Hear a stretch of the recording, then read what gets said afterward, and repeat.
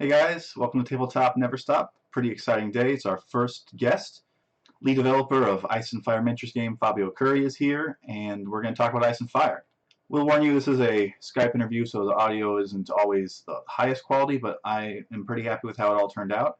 So hit that subscribe button, and we'll get on with the video.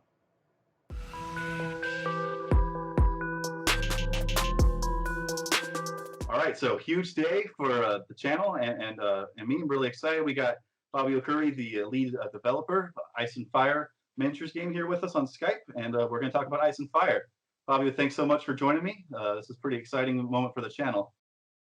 Hey, thank you for inviting me. Yeah, I'm really glad, and I hope we can do more and more chats like this and help all the content creators that are just doing an amazing job, such as yourself.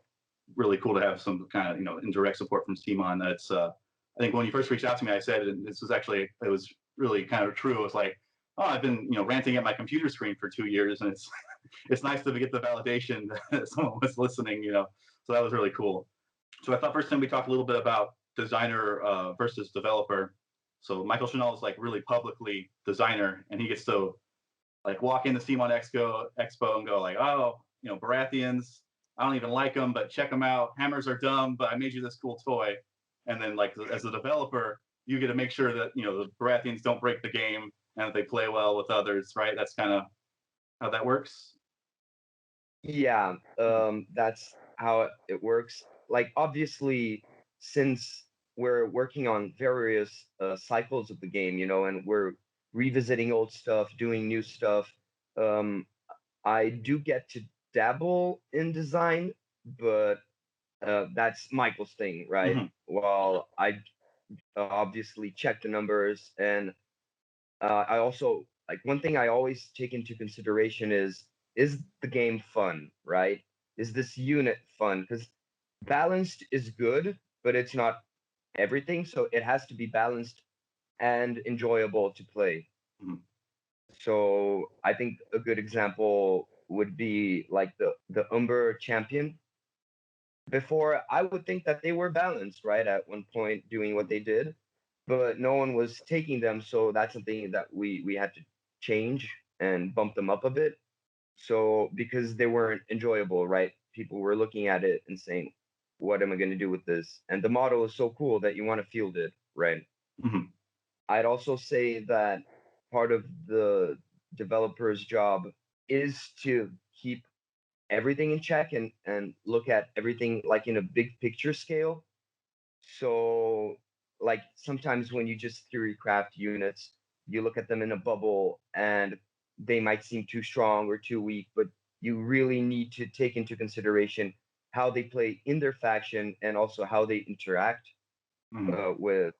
with all the other factions in the game. And that's especially hard with neutrals, but I guess we can get into that later. Mm-hmm. Speaking of the change to Umber Champion, so like that was like kind of really cool to kind of see you guys come in and like make that quick change, because a lot of times like in miniature games, I think there's kind of two models. One is like ignore problems until like a new edition. You see that a lot like in like Warhammer, and then like or there's like the way that Fantasy Flight would just put out new cards like patching holes like in problems. So like the hotfix like with the app is like really it's like it seems like a good move. Is that empowering you guys in a development sense now that you can kind of like, oh cool, if something's wrong we can fix it pretty much immediately? I'd say it is liberating. At the same time, we can't just say, "Oh, we have the app, let's use it. It's a Mm-hmm. crutch, and let's just True. churn everything out and see what the community does, and then the community will balance stuff out for me." No, that's not how it works, right? Mm-hmm. Right. um, the idea is that we do as little hot fixes as possible, Mm-hmm. and that things already come out really smooth. But that's really kind of utopic, I'd say. Mm-hmm. And issues do come out, and once players get their hands on it, everyone's really looking for that little exploit that they could get, and sometimes things do slip by. So it really helps, and I'm really glad that Simon really did allow us to do this app in the way that it is with the open source information. And yeah, I guess that's it. Like Hmm. they were really cool in that sense that they said like, yeah, of course, if we do like the app for free, people will buy more minis, right? Hmm. Like they'll enjoy the game more. It's an integral part of the game, and you really need to reference things quickly. And if you have to always carry like this all these stacks of cards and and print paper, like who prints stuff nowadays? And Yeah. Yeah, no, the app's huge for me. Like, I guess any content creator, because before I would have to go like either take pictures of the cards myself and scan them, and now they're right there. So like I haven't done it yet, but it occurred to me that I could literally record my phone screen and like talk about stuff, like, and then just put that on like on a YouTube video. So it is like really like it's also just a super amazing tool for creators. yeah, and one thing people do forget, so I'm gonna use this moment to just like pitch. Hmm. If you're in your army lists menu and you click on menu print, it actually makes a PDF and it has all the rules of all the units that are in your list, right? So if you don't really want to take cards, or if you're someone that really likes to print lists when you take them to the tournament instead of just writing them down, that can really help you out, especially for new players, right? So it doesn't just say like sundering, it actually says what sundering does and so on. Yeah, it's a huge accessibility tool. It's really cool. All the game modes are on there now too, which is also really helpful. I have noticed that the scenario Whispering Woods isn't on there, and is that maybe going to come? I was thinking maybe you're waiting to get another scenario to add with it, possibly before it comes to the app. Yeah, we didn't really think about putting the scenario there, the Whispering Woods one. That is true, and it can be done. Mhm. And yeah, I'll actually. I don't know if this is technically a spoiler or not, but yeah, we do have other scenarios coming out. It's just that these thematic ones, we really do want to get the flavor in, and sometimes that's a little bit harder to balance because they're actually flavored centric. Like that scenario that is not used in tournaments, that one is balanced, but it's asymmetric. But if you think of all the thematic scenarios, the ones that fit in the lore, Mhm. they are not just asymmetric, but they also have to be on purpose a little bit unbalanced because Yeah, that's how the situation turned out during the story, right? yeah, that's a good point. Almost practically every battle like that's depicted in the books involves like someone else showing up and surprise attacking someone. Like there's a lot of that, so that's kind of by nature, yeah, a little bit unbalanced. So that makes sense. Yeah, and there may or may not be an attack on the Night's Watch wall scenario, Hmm. and then you imagine like sorry, like story spoilers. I don't know if whoever's watching this Oh no, didn't read the books, yeah, right? they're done if they're not. Yeah, let's spoil away. And so like Mance Raiders invading with this huge horde, and Night's Watch is totally undermanned. Hmm. So how do you make that happen and it still works, right? Where Right. even like if it's purposefully like, I don't want to say unbalanced because then people are going to think it's broken. Like we don't make broken things, right? Right. But how do you make that work, right? Hmm. And that's what we're dabbling on right now, and is the next one I think to come out with no promised dates. Right. Right. Okay. Well, that's exciting. All right. So we have five factions currently. I mean, neutrals is we'll call it a faction. It's I would say it's maybe a box or two away still from like truly being ready to go. But so I guess it's been about 2 years. I've had the channel for just over 2 years. Obviously, the game's been in progress longer, but you've probably been with the game around the same amount of time, or Yeah, so when I joined Simon, they needed someone to really dive in Song of Ice and Fire, right? And the original developers for the core box, if you look at the rulebook, are Fabio Tola and Leo Almeida. And they did a great job on developing the core rules and making the starter sets. So my contributions like started in the game around Night's Watch Heroes 1 and Free Folks Heroes 1. Okay. And obviously, before that, I was actually one of their playtesters, so that's how they knew me. Mhm. And so now I guess we're really happy. We've already announced Baratheons and Targaryens, so that's already 7 factions Mhm. that, like, Exactly. even though they're not out in my head, they're already Right. like They're set in real to stone. you, right? Well, because it's funny because you say, Night's Watch Heroes 1, and I'm like, that was pretty recent, but of course that you've been working on it for a year probably, right? Yeah, that was like Yeah. years ago. Yeah, I've Mhm. been practically a bit more than a year now at Simon, Okay. like almost a year and a half. Okay. So of the factions that you've been working on, which has been the most trouble as far as like balance? Or Um, or we could call it, instead of trouble, we could say interesting. yeah, I wouldn't say troublesome. Yeah, Mhm. more so interesting. Right now, I can't really talk about the one that is giving Right. me a headache. Okay. We'll But come back to that in a year or so. yeah, or at least why, I'd Okay. say, Mhm. like we're pretty deep into the Targaryen things, and that's pretty much all I can say. Yeah, yeah. Well, I think everyone's very excited about an all cavalry, like our heavy cavalry faction. So I can imagine all sorts of design issues there. Okay, so what we can talk about, what's been the most interesting? Yeah, so I'd say like of the things that have been released so far, that's a tricky question, but of what's been released so far, I'd say probably the free folk were the ones that gave me the most trouble when I first started, because that's a mix of flavor and also because um, they're the ones that have the most variety of gameplay. And I don't know if that's already obvious with the Free Folk Heroes 1, but as soon as a couple more units come out, like each unit does a very, very different role, Hmm. and you really need to dig in and find that synergy, because there are lots of like clansmen and tribes, and we really wanted that feel. So that's hard. Of like, how do you make completely different units that work in a totally different manner from each other, and yet still all of them feel like free folk, right? And it might seem easy. Oh, let's just slapstick bad defense on them, but that's not really how it works. Yeah. Hmm.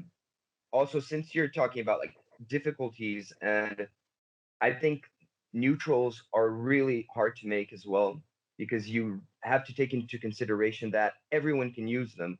So you're making something that is going to synergize with the neutral deck, etc. And then you see that there's that unit that fits really well with a certain zone on the tactics board, and then you're like, oh, I'm going to spam him in my Lannister list. And how do you control that, right?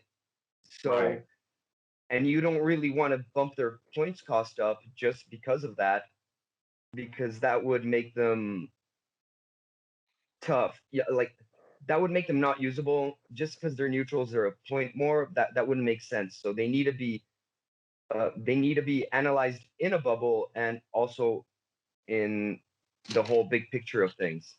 Hmm. So Yeah. right now with the Boltons, I guess that's okay, but with future stuff, Hmm. we had a hard time, but I'm really proud of the results. Also, I have a question for you. Like, Okay. I know we're recording it, but you can obviously edit this Mhm. out, I guess. Do you end up playing a lot, or like Oh yeah. do you play a So lot a week? I do not play nearly as much as for someone that's covering the content the way I do. I don't play nearly as much as I should. When I do play, I play in LA, and I live fairly far from LA, so it kind of has stopped me. I mean, the channel kind of in general stops me from like doing some hobby stuff just because it just takes up time. Like when I started, I thought I was gonna have everything painted, and I have half a force of Lannisters and like 2/3 a force of Night's Watch painted, and that's it. So let's see. Last time I played was May, and the time before I played that was February. So that's, yeah, I'm probably not playing as much as I want to. And there are tournaments, and SoCal's actually got a pretty good gaming environment. Honestly, I'm a little bit, I guess, an introvert, and so like I have made tournament lists probably 3 times. I've had the box, and I've like kind of sat in my car thinking like 3 games with 3 different strangers. Can I do this? And I end up not doing it. So, but I mean, but on the other caveat of that is I'd actually never before Ice and Fire. I had never played a game with a stranger ever, uh, a tabletop game, and so I've done that like 8 times. I would say that is a testament to to the game for me. Yeah, for sure. Not unintentionally on your part, we've had the Hero Two stuff for like a long time. With the which I Due to Zebra Man. Yeah, exactly. Zebra Man Strikes Again. Obviously that must be a little irritating. I think it's interesting because I know On the Tables kind of suffered with or struggled with this a little bit too. It's like, well, we're not going to not cover it because it's out there now. But like, I imagine that when you're working hard on something and then it comes out before you're ready, it's got to be irritating. Yeah, like the first time I was really bothered, Mhm. but then I was like, yeah, I guess that happens. And I guess like if he spoiled that, that means like he used up all the buzz that we were gonna make. And that's what's hard because then we have to withhold Right. like spoilers and caveats. We have to hold that back, and because they already churned so much content out, before it was due. Mhm. But I guess like Michael does a really good job in managing that, and managing people's expectations. Yeah, So he really I does. learned a lot. I do remember. I think after the first Zebra, I was listening. Like he put a podcast out, basically, kind of in response to it, and he was pretty much like, sort of disciplinary dad. And he's like, "All right, well, since you guys already ate your dessert, you're not getting any more for a week." I'm like, that's hard but fair.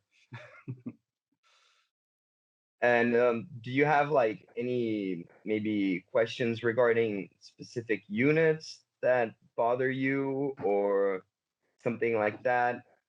Um, Or things that like maybe complaints, like that this is your chance, like have that's at me. yeah. I guess I should have came in here with a little more complaining.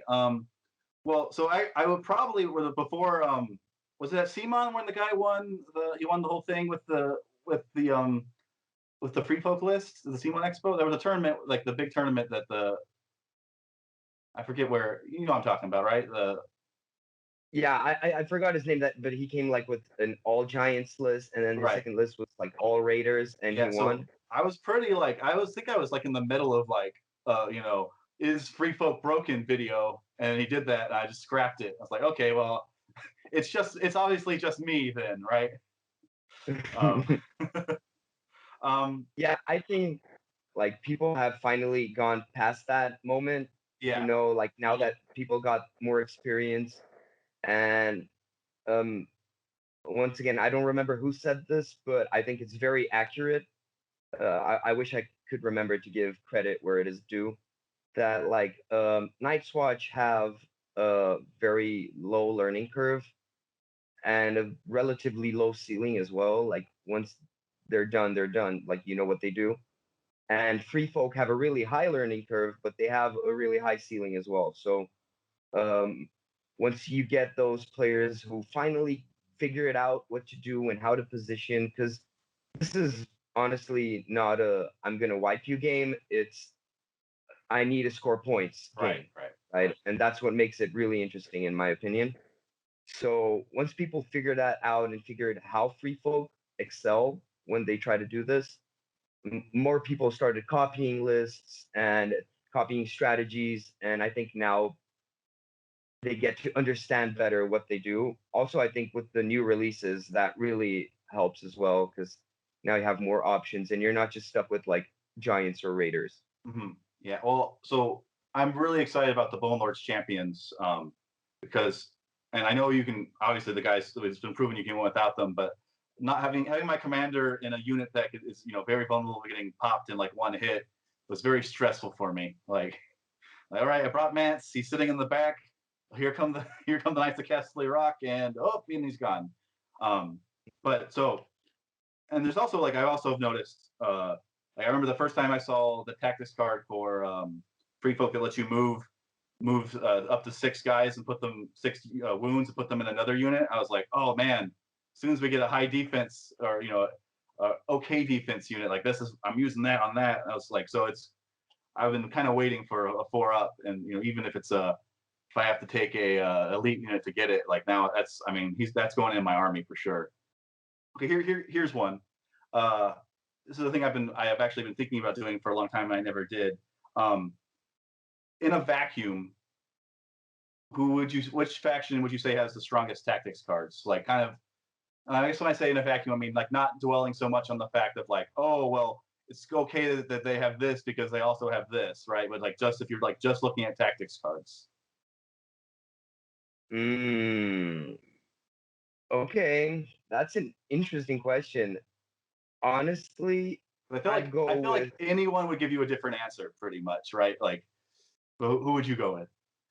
yeah, I'd go with either like you said, in a vacuum. Like I Hmm. don't want to tie myself down with this, right? Right, And meta is to be taken into consideration, right. right? Normally But meta is I'd huge. say once again in a vacuum, just defending myself already. um, Either Starks or neutrals, Okay. because neutrals, every card there synergizes with every other card in there, Hmm. and you can just fish your deck out so quickly, and you don't need the NCUs to do that, or you need the tactic zone, but you don't really need to like uh use it to fish the cards out just to trigger your effects. And Starks, because I know there is counterplot, but I love Winter is Coming. It's just so beautiful. It's such a strong card. And also Swift Advance. That's one of my favorites. You just make your infantry become a cavalry for that turn, and that's just beautiful. Like with the free maneuver, I don't mean to get extra hit points per model or anything Right. like that. Roger that. But obviously, like the Night's Watch deck is probably very strong as well. But since we're talking about the vacuum, right? Because Mhm. outside of the vacuum, I would say it is one of the strongest decks as well. But just because of the way it works and the way that the Night's Watch faction really needs the deck to play. Mhm. So free folk are less tactics deck dependent, in my opinion. And Night's Watch is like the exact opposite of that, right? So if you have a bad hand with free folk, you can manage. You're not really playing for those cards, like they are really useful when you can Mhm. use them, but since they're a little bit more triggery and you need to position yourself well, whereas in Night's Watch, it's just like boom, Val, Yeah. place it down. And I really do think the watch captain is underappreciated because people see those like 2 points, Mhm. but and they feel that's kind of pricey, and it is, but it should be Mhm. because if you double down your vows, you just made an indestructible unit, that can just wipe stuff like it was butter. Oh, okay. Speaking of Night's Watch, I just got my conscripts. I haven't painted them yet, but that's really exciting. Just like from a list building standpoint, that's one thing I noticed with Night's Watch is like, ooh, all these blocks are large. Like I have this I have this 4 point hole that I keep moving around the army. So the conscripts are exciting. Um, it's an interesting like the fact that they don't use vows is really interesting because like I imagine you can make them a little better than maybe like they need to be or they would normally be because like it's not like it'd be kind of foolish to spam a list of conscripts because now you have this deck of this tactics deck that's almost doing nothing. So speak about that. Can you speak on that for a second, maybe like I guess the design. Yeah, I think like the original, like I can't really speak just design wise Okay. because that's like Michael's thing, Hmm. but I Sorry. think like originally the idea was like for the models, I'd say it was kind of flavor centered, like yeah, they have this idea of conscripts, and even in the story, forgot the name of the guy that helps Arya out, like right in the beginning, but like he keeps going up and down the King's Right, Road and Yoren. just Yoren, Mhm. yeah, and catching, bandits and cutthroats and just turning them into Night's Watch, Mhm. right? Well, and it's a chance for like the hobbyists to put a little bit of color in his army and and justify it. Not that I know people are rocking like pink Night's Watch and stuff, but But and then once again, we have to make them work, right? Mhm. Like they have to be playable and they have to be competitive. So I think that their main point there is the reinforcements rule. If I'm not wrong, it's when they activate, they heal a D3. Mhm. Uh, Sounds let's just check that yes. out so I don't make a fool of myself. Yeah, exactly. And that I'd say they're not just a filler unit, but they actually make you like kind of want to double down on the coin zone. And then it's basically like you have your own little unit of raiders, Mhm. like free folk raiders in your Night's Watch list. And then so sometimes you'll see like they work actually really well with the Scorpion crew Mhm. because they can screen the Scorpion for you. It's a So, good tip. Yeah. and I think like I'm not even gonna say like, oh, once more stuff comes out, because I Mhm. always say that, and Uh-huh. sometimes it seems like an excuse. I'd say they're very usable right now Oh no, as absolutely.